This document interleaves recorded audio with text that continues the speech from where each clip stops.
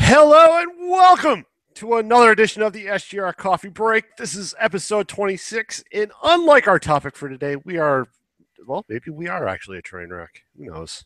Depends on where you go. I mean, I feel like a train wreck right now. Could be the smoke in the air, could be the allergies going off. I was going to say, are you sick now? Because I'm finally better. No, we have a bunch of. We're like on the edge of all the Canadian fire smoke. So, like yesterday, we had an air quality warning, and it was really weird when the air is filled with smoke and like you have this red overcast thing going on. The sun looks all blurred out, and I saw pictures from people flying into Chicago because Chicago actually was worse than us due to how the jet stream goes. Mm-hmm. Man, the pictures out of like Chicago are ridiculously crazy. Did you go outside and take photos? No, I went outside, but I didn't take pictures. I was just like, I didn't even know where to begin with that. It was so odd. So we're on the very edge of it. We still have an air quality warning for another like 24 to 48 hours. So don't know. That's lovely. Yeah, it's a fantastic time. Now, because it is Canadian fire smoke, is it apologizing as it's going through? Yes, as it goes through. I'm sorry, eh? Yeah. I apologize. Yeah, it's sad though. I mean, that much fire creates that much smoke, all Yeah. that land burning, and we're complaining about smoke. Some of us are. Well, I remember when, I was in college back in the late 90s. So I went to college in Waco, which is not North Texas, it's Central Texas, and there was fires going on in Mexico. And Houston had it worse because Houston's a little further south. But I mean, even as far north as Waco, we had this constant haze for 6 months. Oh, yeah. I had a friend. She's Puerto Rican, and she said that about this time every year in the summer in Puerto Rico, due to the jet stream, they would actually have sand blowing in from the Sahara Desert. Okay, that's crazy. I was like, that is insane. She's like, I can't even imagine that. Where's the sand coming from? It's just raining from the sky. Just coming down. Guess they'll always have beaches in Puerto Rico then. Very much. That's crazy. Weather, it's amazing. Yep. It is. So maybe the weather is a train wreck right now, but we've had some train wrecks in gaming. Well, one of them is definitely a big train wreck. The other one is I don't even know what they're doing. I don't even know. So it's like they're train wrecks because you just can't look away, and it's so entertaining, and they just make it worse. Oh, God. So the first big one has been Batman Arkham Knight. The PC copy apparently is defunct. It is awful. I don't remember all the problems with it. I know there was frame rate drops. Oh, it flat out won't work with I think it's NVIDIA and AMD. Well, those are the two but the higher end ones. Yeah, which is funny because people bought the higher end ones to play Batman Arkham Knight, and now it won't work. Like people who actually got a copy with Batman Arkham Knight with their new AMD does not work. And so people have posted that you have to go into I think it's the .ini files to tweak something, and then to break because it's something to do with the frames per second that's locked is what's affecting it. So they're saying if you go into the .ini files and you can break that, then it helps. And people are like, well, that doesn't even work because of this, and this. And it's to the point that Warner Brothers was like, oh, crap. So they pulled it from Steam. Yep. That happened like within 2 days, actually. Yeah. I mean, it came out, and I remember within a couple hours, I already started seeing tweets in Facebook, because like if you follow PC Gamer on Facebook or something like that, just people like, thank God Steam just had their whole refund policy because I just got my refund for Batman. It only took a couple hours, and people were getting refunds, and it's just like, oh wow. And the funny thing about it is, there were two streamers that were streaming Batman on PC, and they had no issues. In fact, one of them still doing it. He's still playing Batman. Every time I jump on, he never has issues. So it's so random, but Yeah. apparently a lot. It's more random in the aspect that a lot more people have problems, and there are very few people that don't. Right. And again, like they're saying, like if you have like an NVIDIA or an AMD, just don't even try. But it's just, I don't know. With me, I'm just, my first response is, "Where's your PC Master Race now?" That's Oh, amazing. We just put the disc in and the PS4 and PC Master Race will then come back at you saying, "Well, this is just a shitty console port, and it should have, you know, oh, this is this is why we need I PC totally features." agree. And Warner Brothers, and Rocksteady are both like, it's not us. Like we ported this out to someone else to do. I'm like, well, okay, then that is you because you shouldn't have done that. Yep. Um, and now I just saw a report coming out now that I'm going to write about for Action Trip that Warner Brothers knew that Arkham Knight PC was a mess for months. So there was probably like, PC people, they can just, mod it or whatever, and they can fix it, whatever. No.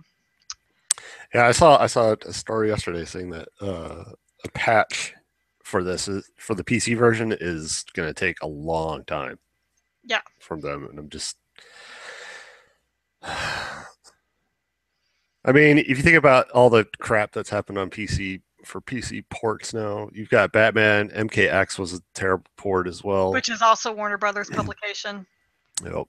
So, I mean, PC's had some pretty rough times as far as ports go. I mean, they still got, let's face it, PC still has a huge amount of games. And I mean, indie, Steam, there's, so you can't play one or two games. Whoop de fucking do. It's just, to me, it's just funny that happens. I know it's because it's a bad port, because, well, the PC Master Race drives me crazy, with them saying that just because they prefer on PC, that's cool. You prefer that, that's fine, but it doesn't make me a lesser gamer, just because I prefer having a controller and using a console. And because I don't really feel like getting in there and working on the .ini files and installing DLLs and uninstalling DirectX 11. I'm lazy and I just don't care to do that stuff, and I just want to pop in my disk and go. And so it's just kind of funny when you got the high and mighty PC people, they can't play something. And even with all their little hacks or whatever, it's like, seriously, like, you're not a master race. Like, we are all gamers, we're all in this together. Sometimes the ports to console are crappy, sometimes ones to PC are crappy. It's just, what's really funny about this though is, I don't know, I guess I was like seeing master racers get butt hurt because they deserve it, because they're just kind of jerks, just like any master racer. And just all the backpedaling, the pointing fingers and at Warner Brother, because this is not the first time that they've had PC problems, with their ports, and they're not the only big publisher to have problems. I mean, there was that issue Ubisoft with a constantly has problems. Ubisoft does. That's why I was so surprised that they said that Syndicate is going to have a day one PC launch for Assassin's Creed, because that's always been the worst. And I think it's because, after talking to Ubisoft at E3, that they have really scaled down the scope of Syndicate. So it's still open world, but it's not as ambitious, I guess.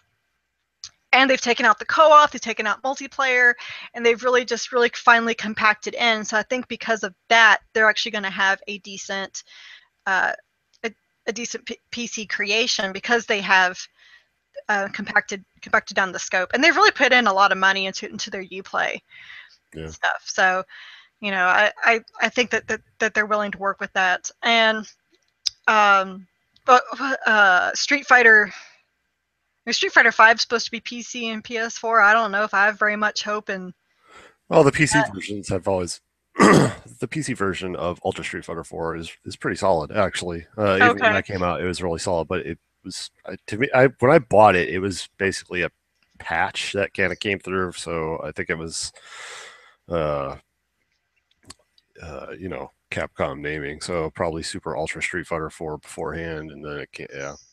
Mm-hmm. But then Ultra Street Fighter 4 on PS4. I mean, look at the train wreck that was. Right. Yeah. And Oh yeah. I mean, it was so bad that because They had to pull it from their own tournament. Yeah, they had to go back to the Ultra Street Fighter 4 on. I think they're going back to Xbox 360 is where they're going, Yeah. if I remember correctly. Usually Street Fighter is an Xbox game that they play, but they've been doing a lot more PS4 games or PS4 stuff in place. Actually, just Sony systems in recent fighting game tournaments. So yeah, And one thing I will say about E3 is that I only had an Xbox One controller in my hands once. Like everywhere else, it was, and that was for Mirror's Edge Catalyst. For everything else, even Star Wars Battlefront, it was PS4. yeah. Well, PS4 has a higher install base at this current point, apparently. So.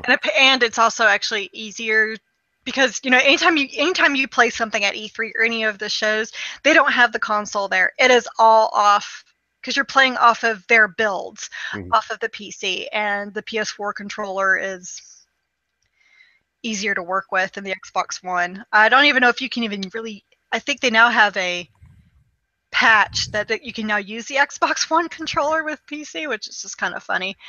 But yeah, but not only that, but like a lot of developers say that it's just honestly easier to develop with the PS4 in mind and then transition that over to the Xbox. So, which is funny because Sony's always been the one that's always been the hardest to develop for. So right. It's actually really amazing how much has switched around. Like as you learned with your Xbox One, yeah, with all the downloading woes. That's been really interesting. But so, yeah. there's another train wreck going on that I totally admit I have been like, I need popcorn. I have been laughing at this so hard, and it's even funnier in talking to my hardcore Destiny friends that defend some of this. Like, you can't defend this, man. You just can't. And that is what's going on with Destiny. Now, granted, one thing did get fixed, and the big thing that got fixed is that there's a huge expansion coming out for Destiny. What is it? The Dead King or the Taken King? So many kings. So the Taken King is coming out this fall, I believe. Yeah, in September. And they announced this collector's edition, which has a whole bunch of physical stuff, as collector's editions typically do, and a whole bunch of in-game stuff that people, and apparently I haven't really played Destiny, so I can't attribute to this, but people really want this in-game stuff. Like at E3, I was having dinner with a bunch of friends, and I mentioned that I have the Destiny Collector's Edition that I haven't opened. And this guy was immediately like, so you still have all those Collector's Edition codes? I'm like, yeah. He goes, can I have them? I'm like, well, I don't know. He goes, I'll pay you $50. Like, he was going to pay me $50 for these codes. And they answered, no, I did not sell them to him because I already promised a Collector's Edition to Blake. So, because I told this to Blake, and he's like, I'll pay you $50. I'm like, dude, I already told you I would give it to you. It's okay. You'll have to pay me. I could use the money, but seriously, I can't believe Destiny players would pay that much money for those codes. But so there's a lot of that going on. They really want it. But the problem is with the collector's edition, it costs, I think, $80.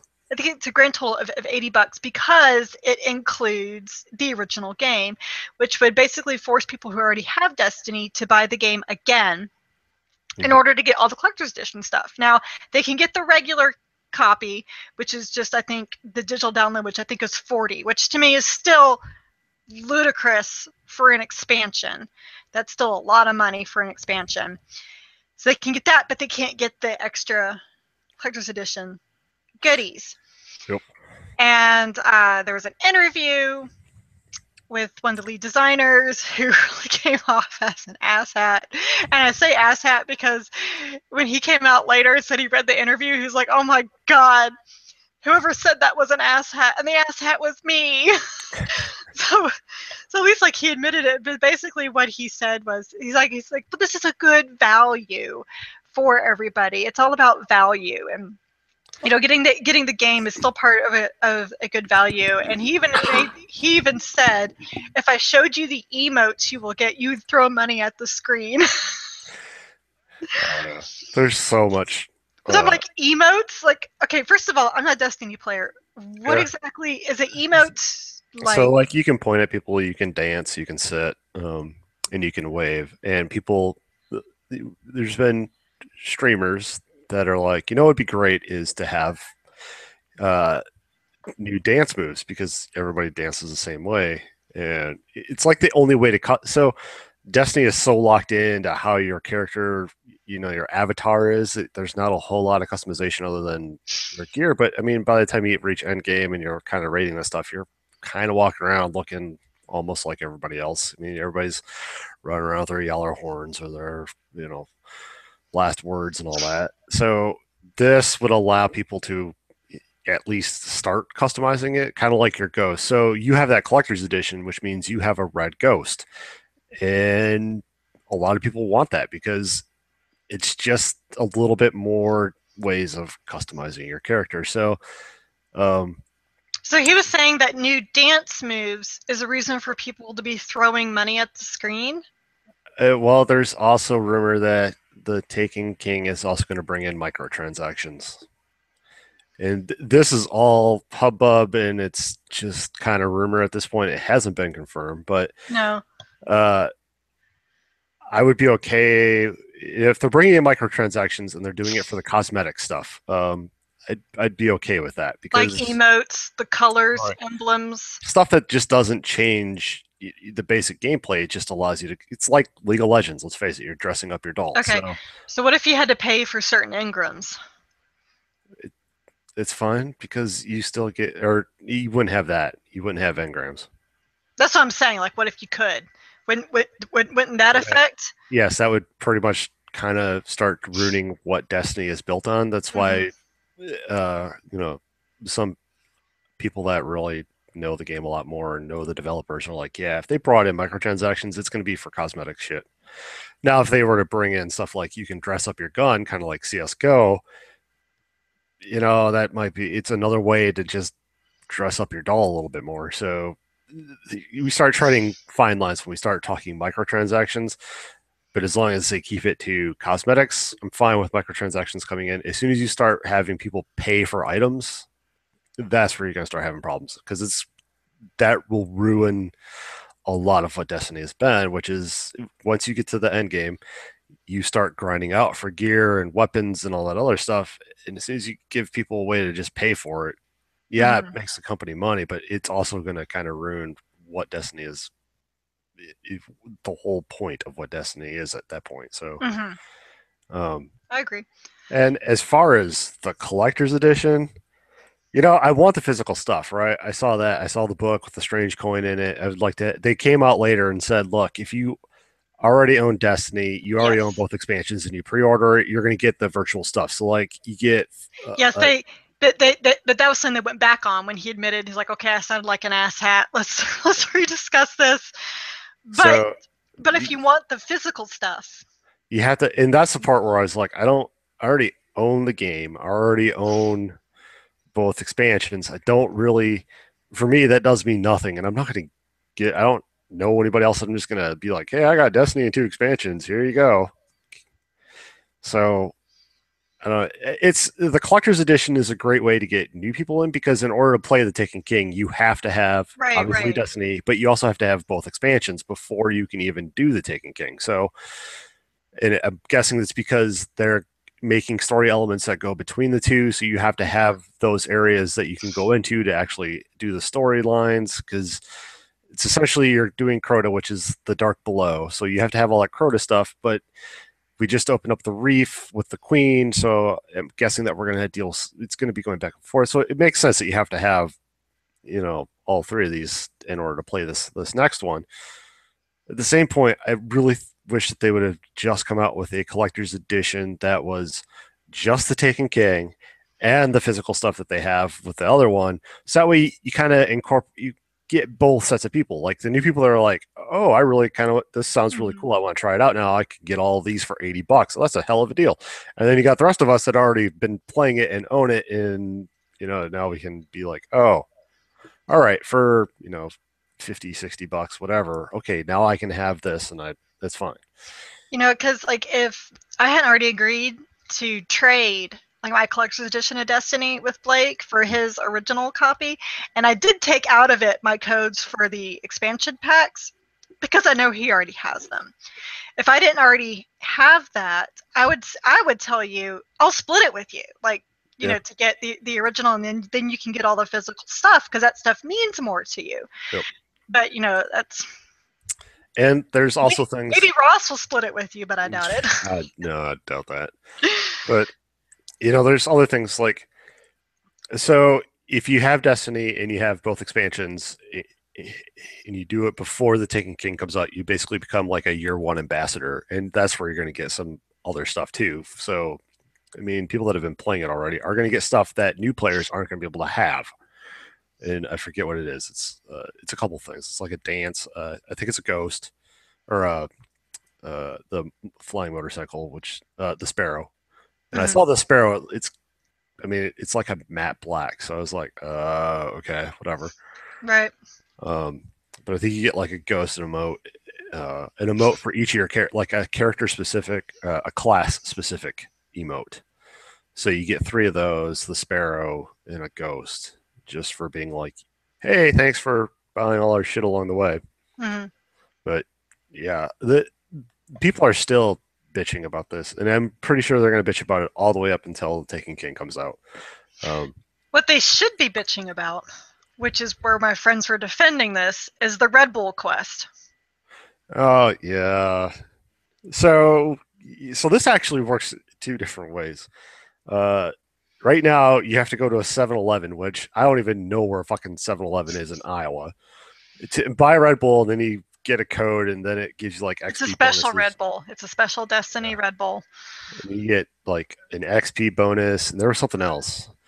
And like this is exclusive to 7-Eleven for I think for July, and then in August it opens up, and then you can find Red Bull cans in like your local grocery store or whatever. It was just like, really, this is I can't all you have to do is buy 1 Red Bull, right? That's all you have to do. You buy 1 Red Bull, you get the fucking code, and away you go. At the same point, I'm like, really, this is the thing that we're going to start doing now? Come on. We saw how well that worked with the whole Mountain Dew and Doritos thing in Halo. And what a fucking meme farm that became. But and all that was just sponsoring Jeff Keighley. That's all that was. They didn't make you go buy Mountain Dew or Doritos. It became a meme farm. This is just whatever. I guess Dying Light's response to that was just beautiful. Yeah, the glass of water. Glass of water. Yeah, I don't. Yeah, I don't drink Red Bull. I don't even know that I want to spend the two. What the fuck is a can of Red Bull? I don't know. $2 or $3 now, something like that. I don't know. Whatever. I talked to Blake about it, and he's like, "Well, I do drink Red Bull, so it's not that big of a deal for me." I was like, "Okay, well then that I understand." He goes, "But if I didn't drink Red Bull, I'd still go buy one." I was like, "Well, then you're a sheep. You are part of the problem." Yeah, it's not. It's just like an XP boost or something like that, if I remember correctly. And then I think it's for an in-game thing as well, not just an XP boost. I think it's like gear. Oh, well, welcome to microtransactions. Here's the opening, people. Here's the opening. Microtransaction hell. Actually, I have to go buy a bottle of vodka, drink it all, get the code at the bottom. I haven't really wrapped my head around the whole Red Bull thing yet, because I'm just like, really? If you look at it, it's okay, probably $2 or $3. Yes, it's only $2 or $3. You don't even have to drink the fucking Red Bull. You just buy the goddamn thing, get the code, and put it in, and you're done, right? So $2 or $3. At the same point, it's $2 or $3 that you're making people pay to either drink the shitty ass Red Bull drink and just Well, you could always get your Red Bull and put vodka in it, and drink what the 20-year-olds drink. Drink what your neighbors drink, man. Oh shit! Oh no, they drink Bud Light. Their cans are always in my driveway. But like I could understand, like again, like the microtransactions, like the whole, like the cosmetic ones, don't bother me. They never have. because that's all optional because it's cosmetic. And if this Red Bull thing was a cosmetic thing, like, oh, you might get this customization for your weapon or for your gear or something, I understand. But the fact that you actually get this XP boost and I think a couple of in-game items, if I remember the story correctly, I mean that's kind of shady. Let's look this up. You know what? We have Google right here. You have Red, Mr. Google's. Red Bull Quest. Uh, apparently not going to load. Okay, so that didn't work. Here we go. Quest Red Bull. Let's see. Level up your game. Bonus XP. An epic new quest. Oh, there is a quest for the red. There is a Red Bull quest that only unlocks like the part of the Taken King. So you get the XP bonus and an extra mission. So that's a serious in-game content. Now I'm gonna laugh if that in-game mission is to hunt down a Red Bull. That's kind of awesome. That would be funny. That would be funny. Yeah, I mean, whatever. Wow, a 50% experience gain. Which, okay, That's pretty good. And I can say that I would actually pay for an XP gain if I was like leveling up a secondary or third character because you just want to plow through that shit and get it done. I mean, that part of it, that's the point where I'm like, okay, I'll pay for an XP boost just so I don't have to grind out all this bullshit anymore. Just fucking get me to my level 20 and be done with it. It's one thing that I've always wanted in like all MMOs is that if you have a character that you've already got maxed out and you just want to pay to have instead of having to go through that whole process all over again. I get that it's to learn your character, but at a point, I mean, at a point, players already know how characters are going to work. They know what they want. Just give people a way to just fucking get their characters to max level so they don't have to go through all that shit again over and over and over and over. So I don't know. Yeah, the Red Bull thing kind of caught me by surprise. I was like, come on. This is stupid. But whatever. It's out of my hands. It's not like I can do anything about it. So it's really funny about the whole thing. It's like, and everyone acts like this is so unusual, and it's like, no, Activision's been doing this with Call of Duty for a long time because they know people will do it. Yeah. They know people will pay for it. Look at Blake. Yeah. And of course, he's pointed this finger at Activision. He's like, this is totally Activision's fault. This is not what Bungie would do. I'm like, Bungie doesn't have to do that. I think, honestly, what this is Bungie's caught up and striking gold twice. I mean, it's not very often that you come up with, they struck gold once with Halo. Mm-hmm. And now they've struck it again with Destiny, and I think they've kind of gotten some big heads over it because people do throw money at the screen. People, I mean, you can blame this on Activision all you want, but people are throwing money at it like players have done with Call of Duty all these years. Yep. So, I mean, you can't really blame them for being kind of caught up in it and like, oh, well, then let's see what else they'll pay money to do. Like, what will they do next? But the other thing that I try to keep in mind is that Destiny has like a 10-year plan cycle. Mm-hmm. So the Taken King is like Destiny 1.5. It's the next. So supposedly it's a substantial amount of content, which is why the $40. I'm still kind of like, okay, well, it depends on because I've paid $40 for expansions before. So depending on how much content is there. So this is supposed to be Destiny 1.5, and then we get Destiny 2 next year. So if we're already seeing the whole Red Bull tie-in go by this, what's going to stop them from going, hey, let's do some Doritos next? Oh, hey, let's make you go buy some Haagen-Dazs ice cream. And then you actually have to eat the Haagen-Dazs ice cream to get the code at the bottom of the container. And we're not going to do the nice little small ones. Fuck that. No, we're going to make you spend like the $12 for the not next size up. Or you have to get a large pizza from Pizza Hut, and it's like, and you only get it upon delivery. Yep. Because it's printed on the bottom of your receipt. Mm-hmm. And then you have to go submit that online. Yeah. After you take a survey. Right. And fill out for their newsletter because every website now has those fucking pop-up things now that's like, sign up for a newsletter. Whatever. Yeah. We'll see how this all plays out. It'd be nice to see another collector's edition come out just for those people that just want to buy the fucking Taken King and call it a day. I already know a bunch of people that are buying damn collector's edition because let's face it, they're addicts. So, and I'm sure they'll happily just give away the codes or whatever Mm-hmm. to the game and the two expansions as it is. So, yay, yay, fucking train wrecks and bad. Yeah, but Uh, $80 is a lot of money to pay for just an expansion and physical stuff when you already yeah. own the game.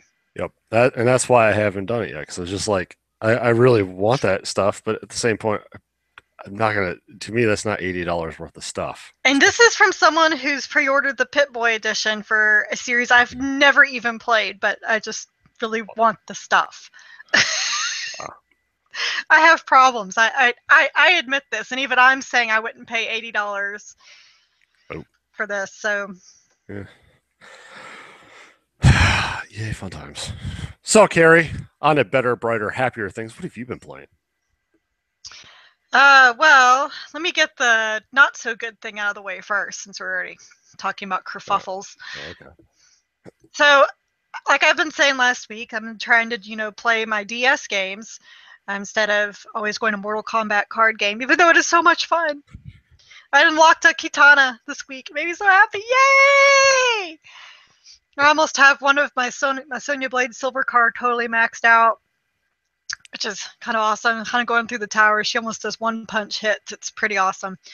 Anyway, so I'm playing some Bravely Default, and as I said in my Monday gaming diary, and Chris knows this, I have a special mutant power when it comes to video games, and it's that I am able to avoid any and all spoilers of any game. Doesn't matter if I'm playing it or not. I am totally able to be oblivious to everything. It's a gift, and it can be a curse. So I did not know this one thing about Bravely Default. So I'm playing Bravely Default. I finally get all 4 crystals. Seriously, Square Enix, you and the crystals. Okay. Get all 4 crystals. I'm like, okay, I know there's going to be more to this. Like, this can't be the end. So I put in 36 hours into the game. Get all those 4 crystals. And then we get sent back in time, and I have to go do it again. And I'm like, what the fuck? So I tweet about this. I know I'm severely late to the party on this, but I have to do it like twice. This is ridiculous. And I get, if only you had to do it just twice. I'm like, what do you mean? So I go look up at GameFAQs, and you have to do it 3 more times.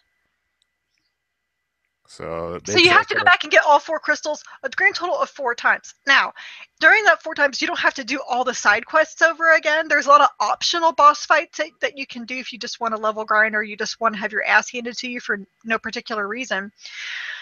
But you can just go straight to the crystals because you already have everything in your possession and just do those boss fights over again. I'm thinking no. This does the story even give you a reason why you're going back in time I'm to do this sure over and it over? does, later. But, and I am curious about this one character, his backstory, because this big cliffhanger happened right before I went back in time. I'm curious about solving that puzzle, but am I that curious to replay these levels 3 more times? And I think the answer is no. I mean, dear God. And so I got to applaud Blake for sticking with this game because he told me he finished it. So I cannot believe someone who gives me so much shit for liking Final Fantasy 13 for his, 30-hour tutorial, and yet he replayed a game 4 times. Of course, then again, this guy does play Destiny, so I guess he likes replaying stuff over and over again. But I mean, if it was action-based combat, I could see maybe doing it. But it's turn-based. So boring. So boring. So good. Oh, so No, good. no, it's not. Sounds like, so that was a letdown. And so I talked about it, and one friend said that when she got to that point, she quit, and she didn't realize she had to do it 3 more times. She's like, I probably would have broken the cart in half if by the time I had to do it again. I was like, I know, right? That's bad narrative. I mean, I understand some padding in games. This is ridiculous. That's awful padding. Oh, yeah. I can understand maybe 1 more time. I can't imagine what kind of story they have that makes you have to do it 3 more. No. It's Groundhog This, Day. at least Groundhog Day was entertaining. Yeah. Well, you know what? You can put this on your stack of at least I beat it once. Yeah, I think I called it Bravely Defuck. Because that's really what I felt like. The fuck? What the hell is this? So, and then I played some Magicka 2 with Blake. I'd never played the first Magicka before, so Blake had to start over with me just to kind of teach me how to play. And holy crap, that's a learning curve. That is one Yeah. steep learning curve. But once you get it, you do get it. And man, we had so much fun. He got frustrated with me because I was, tapping into Vlad the Heartless, and I just, everywhere we went, I just killed everybody. Because it was just cracking me up that, you just stab him, and they'd be like, oh, that hurts, and then they'd stand there. It's like, you're not going to make me chase you? I'll just, I got to this one guy who's like, I just don't think I'll ever find a wife. I'm so alone. It's like, oh, well, I can help with that, and just killed him. Oh, that's hilarious. I was like setting everybody on fire because it was just entertaining how that's the only way to get them to run screaming, not stabbing them, setting them on fire. Yep. So that was, and yeah, that was really a lot of fun. I know we're going to talk about it more because that was our book of the month club for June. So, or May, June. June. I don't even know. June. But yeah, that was good. A good time. I could see where it'd be even crazier with more people because I mean, when you get into those narrow areas, and we couldn't avoid not hitting each other because the friendly fire mode is definitely on. And Oh yeah, Ross and I kept crossing the streams and then killing Blake because you could combine two of the beams, yes, and then Ross would be like, "Don't cross the streams," and then we just nuke Blake. man, Yeah, yeah, just. other than like having to do the whole, because I didn't Well, have. we actually were working together and would, talk to each other about rezzing one another and, Oh kind of really? help each other out. Yeah, we You know, actually were a team. you know what I got? Chris, res me. Chris, come res me. Chris, res me. Chris, your thing's up. Res me. I mean, I did get that too, but it didn't bother me because otherwise it was just me with all the crabs just chasing me. It's like, oh god, oh god.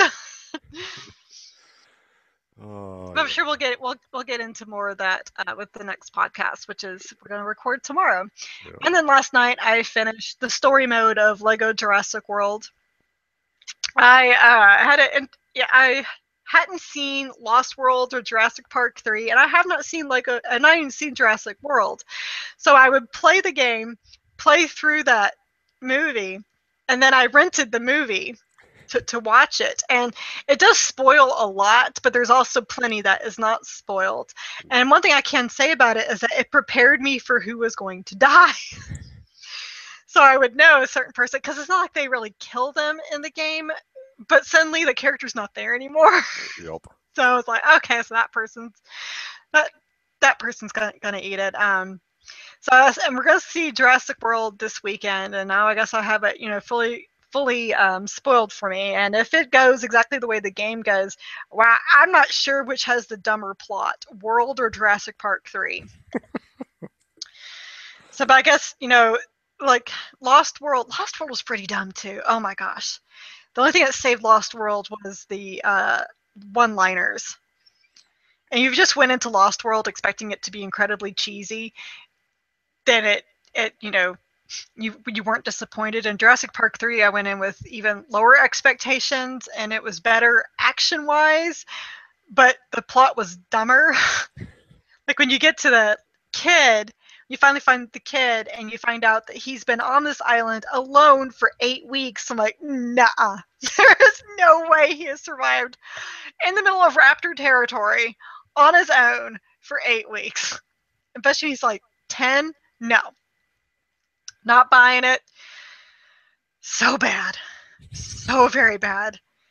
Oh my gosh. But of course, when we were done watching, because Blake, Gabe watched him with me, and we got to the end of the third one. He's like, well, I really liked him, Mom.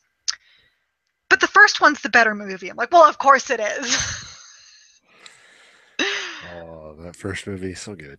Yeah. Well, like, I wasn't, and Lost World was 10 times more violent. It's like, they was like, let's just make, dinosaurs go nuts eating people. And like when the two T-Rexes grabbed this one guy and split him apart, I just went, oh God, Gabe, don't look. And he's like, oh, that is so cool. So I think he's going to be just fine for Jurassic World. I've been told that Jurassic Park's the scariest. Jurassic World is probably more violent, but Jurassic Park is probably the scariest out of all of them because Jurassic Park taps in more into the Alfred Hitchcock scary. Yeah. It's more suspenseful, and it's not about. It's like Alien versus Aliens. The first Alien is super scary. Aliens is just let's just kill a bunch of people and make it really gory. So that's kind of how I differentiate them. But Great movie. well, so. But it was Jurassic World. It has Chris Pratt. That should be entertaining at the very least. And he goes and rides motorcycle with the raptors. Oh my god, this movie sounds so stupid. Well, don't go with high expectations. That's right. I'm just gonna go in with let's just watch dinosaurs. There you go. When Dinosaurs Attack, another version of When Dinosaurs Attack, because apparently we don't learn anything in these movies. And yeah. There you go. See, you're going in with the right idea. I think we're so gonna go Studio Movie Girl so Sean and I can drink while watching it. Because this morning he even asked me, he's like, so did you finish it last night? I said, yeah. He goes, so is it bad? I'm like, yeah. it really is. I mean, at least I'm going to be trying to make some gifts this week of some of the dinosaur animations that they did because they're so funny. Because they had fun with it. They took some of the really bad moments in Lost World and Jurassic Park, and they made really funny moments with it. Jurassic World, they just were like, yeah, okay, the only thing funny thing that they did really was when they, at the very end of the movie, and they had the raptors running around the park, and one was picking up all these stuffed teddy bears and running off with them, and the other one got on one of the motorcycles and drove off. But that was the kind of only really funny moment that they did in Jurassic World versus in Lost World when they actually had that horrible gymnastic scene. You know what I'm talking about? Mm-hmm. They had everybody hold up scorecards, and the raptor held up a 6. So little stuff like that. In Jurassic Park, when the raptors are coming into the control room and they're trying to figure out how to get the power back on, and he breathes onto the window, the animation, they have him make a little smiley face. Oh, Lego games. Something kind of awesome about raptor making a little smiley face. Yep. It just kind of makes when he tries to come in and eat you just even scarier. Although I'll say the best part about the Lego games, these Lego Jurassic games, though, is when you're in this really intense situation and you got a T-Rex who's just going to town on the overturned car and the kids are in there screaming, and you're like, I'll be with you in 1 second, but I got to destroy all this stuff to get my true survivor stud count. Those priorities. Well, shit. There's no time limit. He'll just sit there and just mash at the car for a while. It's all good. Kids will be traumatized for the rest of their lives. They'll be fine. It's all fine. It's all Disney fine. Therapy. It's all good. There you go. So what have you been playing? I've been playing more Destiny with my brothers. Played Magic 2 with Blake and Ross. Played some MKX. Getting ready for Predator. I did, and then my brother was like, we tried doing. I also played the Lego Hobbit. My brother did a share play thing with me, which it was terrible. The share play aspect, because we're both running wireless, and I was like, I don't even know. So then we tried. He wanted to see if I could stream to him, so I didn't really have anything, and the best I could come up with was Mortal Kombat, so that way we could both play. So we ended up playing, and I kicked his ass, and then he's like, yeah, I'm done.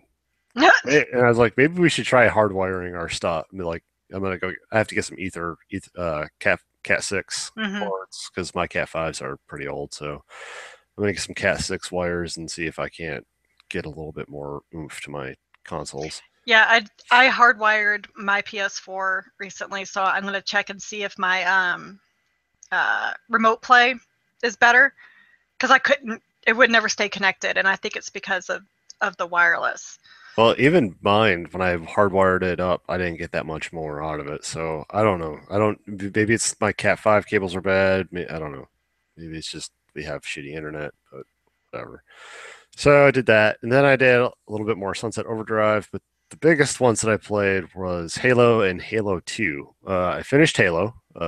My old roommate and I did that on Saturday. We just plowed right through that, and it was really cool just to keep going. Like I found myself having more fun going. Oh, here's a nice vista. What did it look? Oh, it looked really shitty back then. Oh, it looks so nice. Oh, I oh. told you. So I did that, and so we beat that. That was, and I forgot how much I hated that last stage and the whole having to drive the fucking warthog out. And Oh my god. I was just like, So yeah, so that's like I'm not playing. I'm not replaying the first Halo unless it's with Blake because he is a master of the Warthog driver, and he and I have this system. Like there's a Warthog, he drives, and I man the guns, and we have a great relationship doing that. That was like when we did a Halo 4 Spartan Ops. So it was like every time a Warthog dropped in, he was just like, Gary, I'm like, I'm coming. So we had it great. So with you playing those though, because Blake and I were talking, like, would you play with Blake and I, and maybe even Drew, and we get some 4-man going on and replaying all 4 games. I'd still play them again. I'd play it Okay. again. I mean, the library part sucked because it's just so long and No. boring. You're just like, oh, another floor with the same looking shit. Oh, great. Although it is always funny though when you die and you hear Guilty Spark going, oh dear. And then I started up, so we beat that, and then I was like, it was I think Sunday, and I said, well, I know that we're gonna play this together, but I still want to see what it looks like. So I loaded it up, and then I started doing the old new. And the one thing that I noticed is that now you can do old new during cutscenes as well. Yeah. And man, what a difference! I was like, oh, you can hear the audio. Oh, the audio sounds terrible. Oh wow. Oh yeah. Nope. Oh, it looks so nice. Oh, it sounds so much better. Oh, it's so much good. So I played like a stage or so of that, Mm-hmm. and just really, yeah, I'm enjoying it. Xbox One is a user experience is not so much fun. I think that pretty much sucks. Like we had a really rough time trying to figure out how you got party chat going, so at least we could chat to each other, and then getting games. It took us a while to get that figured out. It's like, come on, man, PS4. I just go to a little party chat, invite some people, we're Isn't it talking, it's good. amazing how much it's changed? I mean, it Oh used to be the other way around. Like the Xbox 360 was my go-to console. I only went to PS3 for exclusives, and now it's the other way around. yeah, it just man, and I'm sure it's just because it's new, and I've got to learn the interface. But at the same point, No, it like sucks. it didn't take me long to figure out how to do a party chat and just instantly get people in my little chat on Uh, PS4. On the Xbox One, I was like, okay, so there's friends and there's this party thing, and I invite to part. Okay, so how do I send a game invite? Okay, I don't even. It took so, us like 10 minutes to get that all shit do you figured have out. the Xbox One with the Kinect or no? No. Okay, with the Kinect, it's much easier because then you just use voice commands and you just snap it in place. Because I remember Eric and we played Tomb Raider: Temple of Osiris together while we were streaming the video game Mhm. awards. So we had that snapped in Twitch while we had the sound turned off for the game so that he and I were playing the game together it's easier and 10 times easier with co-op and watching the video game awards. But if you have all that, you can just do the voice commands to connect to your party, and then you snap Twitch. And so, I mean, ever since they said they're going to take the Kinect out, it's like you're going to have to do a interface overhaul because I can't. I don't know how it works without voice. Oh, it's a train wreck. It was a mess. Oh, and then that was the other thing. It took me a while to figure out. So once we actually got like grouped up and partied, it automatically snaps the fucking your party onto Mm-hmm. the screen. I was like, I don't Mm-hmm. want this. Get this fucking Yes, thing off of here. And I was like, which how the if you hell? have the Kinect, you can do unsnap. You can Yeah, just well, I didn't know that it's a whole snap and unsnap thing, right? I was like, I don't want this. Get this fucking put my game back if I was Mm-hmm. watching Twitch. I can see where this would be handy for watching Twitch now, on the other Right. hand. That'd be great. But I was like, I don't need this. Go away. So it took me 5 minutes to figure out that there was like that whole unsnap pin and what it actually meant. I was like, why? Well, it says unsnap. What the fuck? Oh, that's how you get rid of it. Oh, that's fantastic. Oh, Yeah. well, let's just bury all this shit in here and just, it's just like, whatever.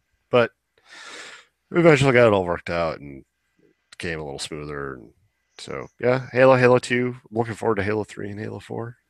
Halo 3 is still my favorite. Have you ever played Halo 4? I don't think so. Oh, that would be fun. Get the Wait, four of us. hang on. I can check because the game's right here. Let's see if I've played it. FG Halo, Halo 3, Halo Reach. So no, I have not played it. So that'll be interesting. I wonder if we can do ODST with 4 people or no. That's single only. Is it on the Xbox One? Yeah. It's a well, you may not have it. Like day 1 people got it for free. Well, cuz it's our ambassador, thanks for being a sucker gift. Sticking with us at day 1 with all the shit. So So because I think that'd be the only way I'd play ODST again is with other people because there were so many, at least with ODST, you could almost kind of do what you wanted. Like if you didn't want to fight anybody, you could figure out a way to get through certain areas without fighting. There's some areas you had to fight, but man, I was like, as soon as I'd go up a ridge and I saw hunters coming, like, nope, nope, nope, nope, nope, nope, nope, nope, nope. I'm not fighting you guys as a lowly human. Spartan, yes. Human, no. I'm gonna go find another way to get around you. That ain't happening. yeah, good times. All right, Yeah, we've been talking long enough. it's lunchtime. I need food. Take us home. That is true. It is lunchtime. We're done with. Besides, my coffee's empty.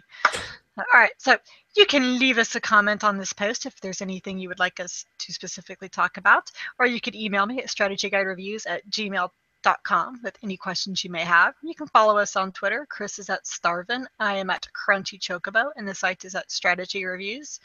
And we ask that you keep on reading SGR. We have our very first video strategy review, thanks to Chris hurting his finger. And I should be getting a Batman Arkham Knight very soon. I'm going to be giving it to our wonderful writer, Brad, and that I will get Lego Jurassic World as soon as possible. Now that I finished the story, it's all about the free play and getting all the collectibles. Yeah, collectibles. Oh, there's so many this time. So Oh, many collectibles, yep. I got don't know more. if more than usual, but like it's definitely not as big as like Lego Marvel superheroes or Lego Batman 3, but there's still there's a substantial amount of collectibles. It's kind of crazy. And that's what I need the guide for because I don't have patience for that shit. And with that, we will see you guys next time. Our next episode will be the June Book of the Month Club for Magica 2. Hooray. And with that, we're out. Peace.